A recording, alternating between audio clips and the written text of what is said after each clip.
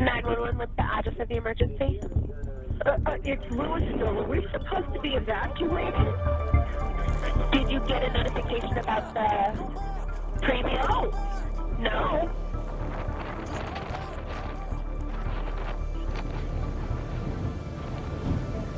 And we never got it. Well, it's a failure. It's a failure. It's an abject failure. I expected somebody to call me or text me on my phone and say it's time to evacuate.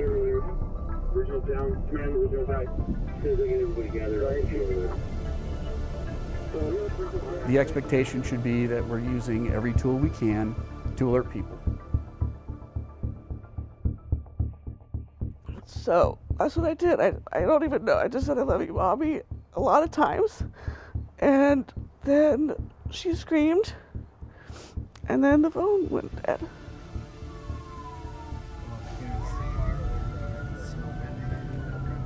You know, there needs to be some kind of system that accesses everybody and tells them what's happening.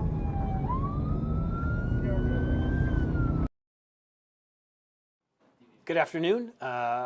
This is Chris Vanderveen talking to you from the newsroom. Investigative reporter Chris Vanderveen, and I'm joined by Steve Staeger, anchor reporter here at 9 News. You just had a preview of a story that's going to be airing tonight. It's got a lot of details in it, and we want to get into sort of the basics and some of the not so basics of the story behind the story. But first I want to introduce Steve, who doesn't really need an introduction. But I want to talk about this idea of, this is an idea about how this country alerts people when there are crises coming, when there are dangers coming. And this really has its sort of impetus in what happened not that long ago here in Colorado. Yeah, right after the Marshall Fire, we started to get calls and emails from people who lost their homes, who said, we just got no warning. We don't understand why. And that story kind of progressed in the first few days. We heard from Boulder County. Well, we used a system. We did alert people. We did have these areas that we sent messages to. But we used a system called Everbridge, which is an opt-in alerting system. It means if you don't have a landline, you actually have to sign your cell phone up for that system.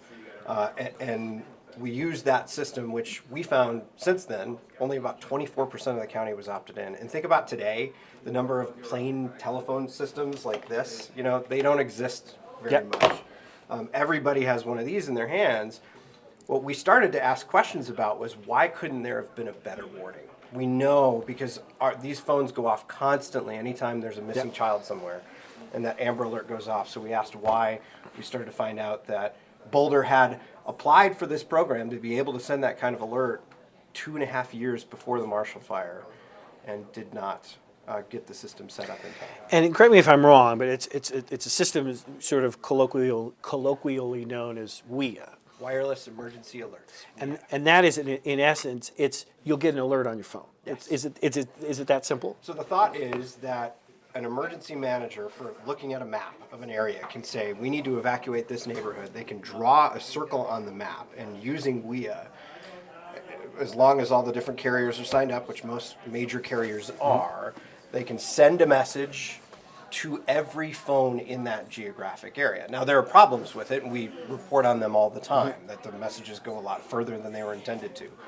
But the thought is, that way, if you've got someone in that area who isn't usually in that area, which, think about the time the Marshall Fire happened. It happened the week after Christmas, right before New Year's. A lot of people probably visiting family, maybe in a home, not usually there. This system is designed to basically send a message to anyone who's in that geographic area and say it's time to get out. And that's a large part of the reason why we heard from so many people saying, I got no warning.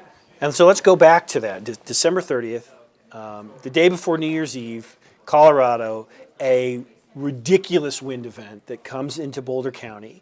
And what you have is a very small fire that starts really somewhere along Highway 93. They still haven't pinpointed the exact cause of the Marshall Fire. But what we do know is that in an unprecedented fashion, what was a very small fire moved into areas that are not used to these types of fires. And areas, I'll also point out, that are used to seeing and smelling smoke, Yep. right? You're near Boulder, you're near the foothills, there are fires. You've seen and you've smelled smoke in those areas before, but you usually think, okay, this isn't going to come my direction. I live in the suburbs. And so this area now becomes quickly enveloped in smoke. And you talk to a lot of people, they knew that smoke was around, but the difficulty of a fire is that you can have smoke for miles in advance of the fire. You don't know where the actual fire is. And that's something we've very much learned here covering fires, is that it's really tricky to find out where the fire is. So you've got people that are within a half mile of very dangerous flames that just see smoke and they think they're okay because they're not getting a warning. I was going to say, they think they're okay. Most of the people we talked to through the course of this, and we kind of focused in on one neighborhood in this event. We looked at the Coal Creek Ranch South neighborhood. And I called most of the neighbors there, was able to make contact with a lot of them. And a lot of them told me the same story, that we were sitting there, we were watching social media, we were watching the news. We heard Superior was under evacuation. This is an area in Louisville, and we thought, oh, it's in Superior, we're fine. And at that same time, right around 108, Boulder sent out a warning to this neighborhood and said, get out. But they sent it through this system that not a lot of people have access to. And Boulder will tell you that through using this system, one of the hopes is that people who get the message go and deliver the message to other people in the neighborhood. I talked to one neighbor who was in Hawaii on vacation, had been signed up for the system, got the alert in Hawaii, and then called 5 neighbors. The question is that the way that we should anticipate being alerted in a And that's situation? that's what strikes me, is that when you and Sam, one of our producers here who worked with you on the story, were talking to me about this story and explaining sort of the inner dynamics of it, was that I think we generally have this expectation that if danger is close, we now have this. We can do anything on this. I can tell where my pizza delivery is from this thing. And yet, we have had a system in this country, WIA, for, I believe, 10 years. Yeah. And the federal government actively says this is a vital way of telling people when a danger is near. And yet, for a variety of reasons, some of them legit, some of them questionable, counties have yet to really go all in on this system. And it means that the people are waiting for that alert. People expect that nowadays. I mean, you could have someone missing on the western slope, and you're going to get an alert on your phone here in Denver saying that there's a missing child in Grand Junction. The thought is, there's a fire 5 miles away from my house, 2 miles away from my house, and it's coming in my direction, that I should be able to get some sort of warning. Mm-hmm. And we should point out in this story, and we do in the story, that Boulder got this in August of 2019. They got the approval to use the system. They had not set it up because of a series, the director there says, a series of disasters. Then you mix COVID in, things take different priority. They didn't have the system ready to go. They finally got it up and running in April after the fire, so April of this year. We've already sent 2 alerts. We just find that a lot of areas are hesitant to use this, yet there are some areas that are very willing to use it. Well, let's talk about that. What I do find, what's interesting, is that you sort of like fall, not victim, but you're sort of like vulnerable to the feelings of the county emergency director. That if that county is particularly active in WIA, they send out a lot of alerts. Summit County here in Colorado, for example, when I was up there over New Year's, I got an alert that COVID was high, came through WIA. That's a county that uses WIA. There's some counties that almost never use it, or don't use it, or don't have it set up. That's a patchwork that seems really imprecise. Yeah. In Summit County, for example, there's one case the emergency manager there was telling us about. They had a concert, Widespread Panic or something, some band playing at Dillon Amphitheater. And they knew that there were going to be a lot of people camping in that area around Dillon Amphitheater. Mm-hmm. So what they were in fire restrictions at that time.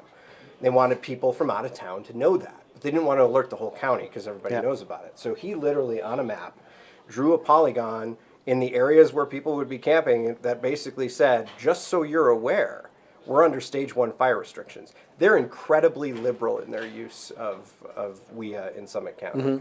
Mm-hmm. In fact, a lot of other counties are like, we get WIAs from Summit County all the time, just because of that bounce off in the system's kind of imprecise when it comes to things like that. But so you've got counties like that.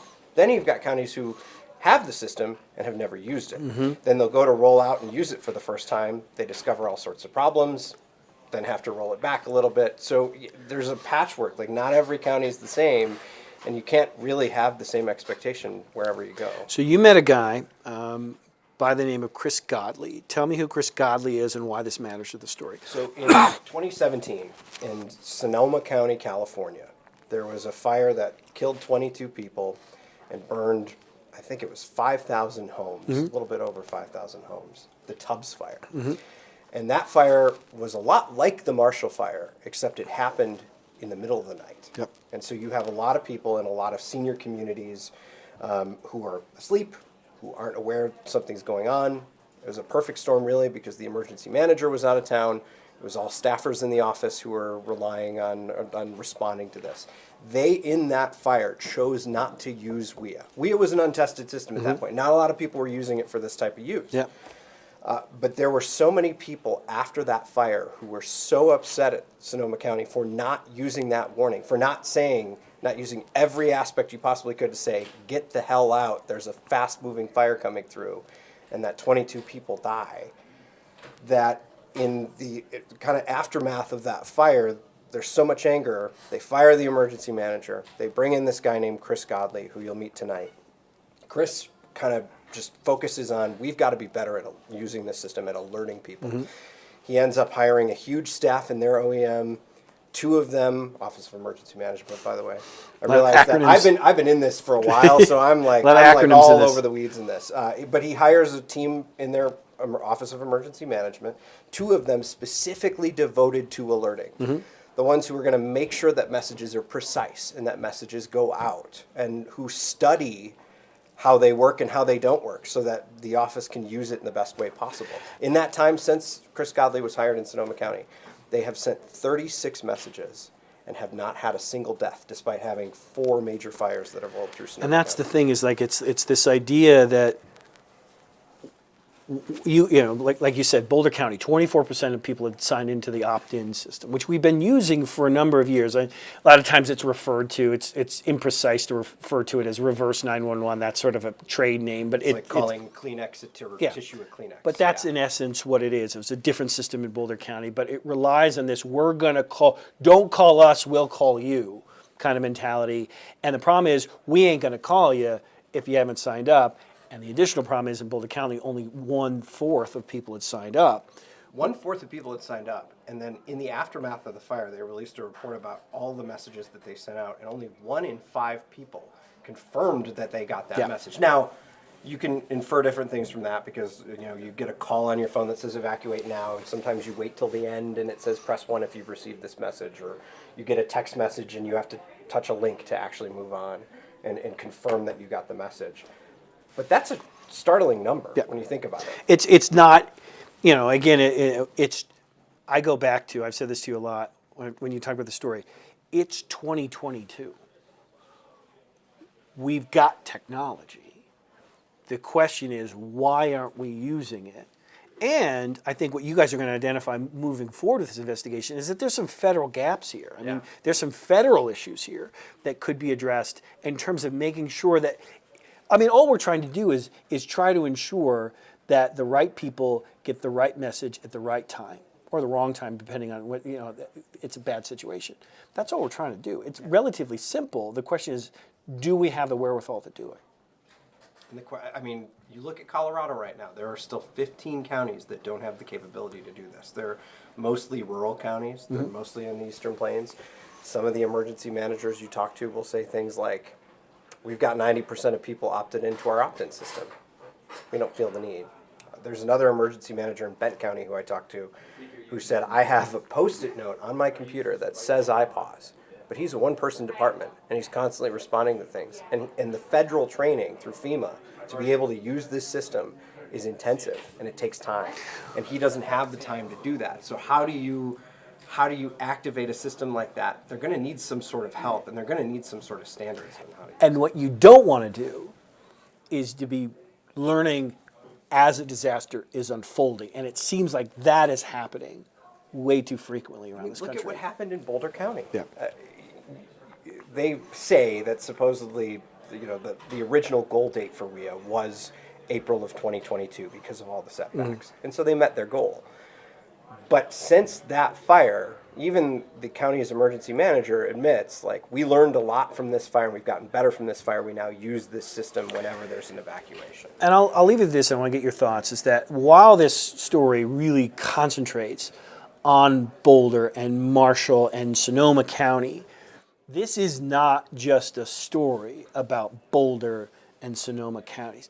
This has implications for all of us, no matter where we live. It's interesting because you talk to different emergency managers and they'll tell you, well, no, you know, the expectation should be that if you go to work in a different county than where you live, you should sign up for the emergency alerts there. And if you travel to the mountains up to Summit County, you should sign up for Summit County's emergency alerts based on where you're traveling. That expectation seems beyond a lot of people. If you look at the apathy and the amount of people who have signed up for their home, where they are 85% of the time, and then you, well, that's a guess, by the way. I'm not sure if people are. I'm home about 85. I'm maybe 95% of the time. But like, people aren't going to do that. Yeah. So everyone has this expectation, and then people get upset when it doesn't happen. The question is, what's preventing emergency managers from using this? What's making them skeptical, and what can government do to make this system work better? Well, I think those are questions that we'll continue to answer as the story progresses. So thank you, Steve, for this work. Thank you for jumping on this. And I really look forward to the story tonight. It airs at 9 News at 9 and 10. Anything else you want to leave with? Just if you are in a different county somewhere, just make sure, I think you really should consider all of your options and know that these systems don't work always the way that they're intended to, so sign up for your emergency alerts.